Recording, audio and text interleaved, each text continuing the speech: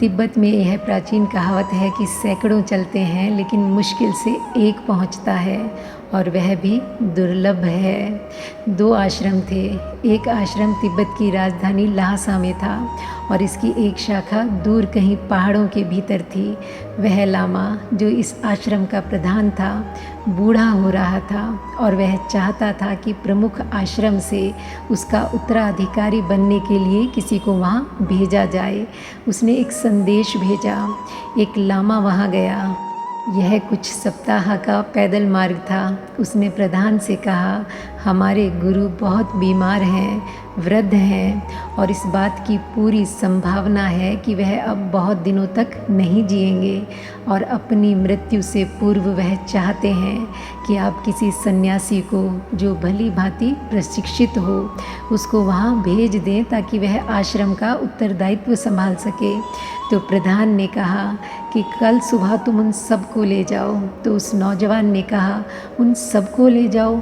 मैं केवल एक को लेने आया हूँ, उन सबको ले जाओ से आपका क्या मतलब है? उसने कहा कि तुम समझते नहीं हो, मैं 100 सन्यासियों को भेजूँगा। लेकिन उस नौजवान ने कहा, यह तो बहुत अधिक है, हम इतने सारे लोगों का क्या करेंगे? हम गरीब हैं और हमारा आश्रम भी गरीब है। 100 सन्यासी हमारे ऊपर भार होंगे और मैं तो केवल एक को भेजने की प्रार्थना करने यहाँ आया हूँ। तो प्रधान ने कहा कि चिंता ना करो, केवल एक ही पहुँचेगा। मैं भेजूँगा 100, पर 99 राह में ही खो जाएंगे। तुम सौभाग्यशाली होंगे यदि एक भी पहुँच जाए। दूसरे दिन 100 सन्यासियों का एक बड़ा जुलूस वहाँ से रवाना हुआ और उनको सारे देश में से होकर गुजरना था। तो प्रत्येक सन्यासी का घर रास्ते में कहीं ना कहीं पड़ता था और लोग खिसकना शुरू कर दिए, मैं वापस आऊँगा, बस थोड़े से दिन अपने माता पिता के साथ। मैं बहुत साल से वहाँ नहीं गया हूँ। एक सप्ताह में केवल 10 लोग बचे थे। तो उस नौजवान ने कहा कि वह बूढ़ा प्रधान शायद ठीक ही था। देखें इन 10 लोगों का क्या होता है।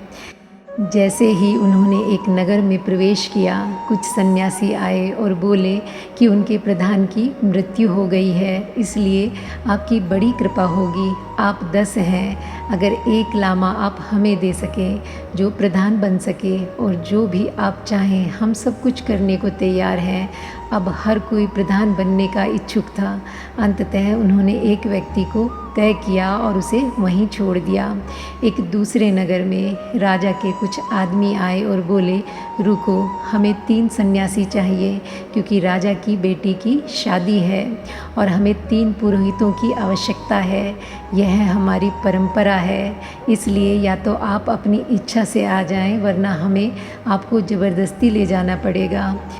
3 आदमी और चले गए, केवल 6 बचे और इस तरह से वे एक एक करके कम होते चले गए। आखिर में केवल 2 ही व्यक्ति बचे और जैसे जैसे वे आश्रम के निकट पहुंच रहे थे, सांझ हो गई थी। एक जवान स्त्री राह पर उन्हें मिली तो उसने कहा कि आप लोग इतने करुणावान हैं, मैं यहाँ पहाड़ों पर रहती हूँ, मेरा घर यहीं पर है। मेरे पिता एक शिकारी हैं, मेरी माँ की मृत्यु हो चुकी है और मेरे पिता बाहर गए हुए हैं। उन्होंने आज लौटने का वायदा किया था पर वे अभी तक लौटे नहीं हैं और रात में अकेली रहने से मैं बहुत भयभीत हूँ। बस एक सन्यासी केवल एक रात के लिए। दोनों ठहरना चाहते थे। स्त्री इतनी सुंदर थी कि उनमें आपस में बड़ा संघर्ष था। वह नौजवान जो संदेशवाहक बनकर आया था उन 100 व्यक्तियों को गायब होते जाते हुए देख चुका था और अब अंत में उन्होंने उस स्त्री से ही कहा, तुम हम में से एक को चुन लो, नहीं तो व्यर्थ में झगड़ा होगा और हम बौद्ध भिक्षुओं से लड़ने की आशा तो की नहीं जाती। तो उसने कम आयु वाले सन्यासी को, जो कि सुंदर भी अधिक था, चुन लिया और उसे लेकर घर के भीतर चली गई। दूसरे सन्यासी ने उस नौजवान से कहा, अब चलो भी, वह आदमी अब वापस नहीं आएगा, उसे भूल ही जाओ। तो नौजवान ने कहा, परंतु अब तुम मजबूत बने रहना, आश्रम बहुत समीप है और आश्रम से ठीक पहले अंतिम गांव में एक नास्तिक ने उस सन्यासी को चुनौती दे दी। कोई आत्मा नहीं है, कोई ईश्वर नहीं है, यह सब कल्पना है, यह केवल लोगों का शोषण करने के लिए है। मैं तुम्हें सार्वजनिक वाद विवाद के लिए चुनौती देता हूँ। तो नौजवान ने कहा कि इस सार्वजनिक वाद विवाद के चक्कर में मत फंसो, क्योंकि मैं नहीं जानता कि यह कब तक चलेगा और मेरा प्रधान प्रतीक्षा कर रहा होगा, शायद वह अब तक मर भी गया होगा। तो सन्यासी ने कहा, यह पराजय होगी बौद्ध धर्म की पराजय। जब तक कि मैं इस व्यक्ति को हरा ना दूँ, मैं इस जगह से हिल नहीं सकता। सार्वजनिक वाद विवाद तो अब होगा ही, अतः सारे गांव को खबर कर दो।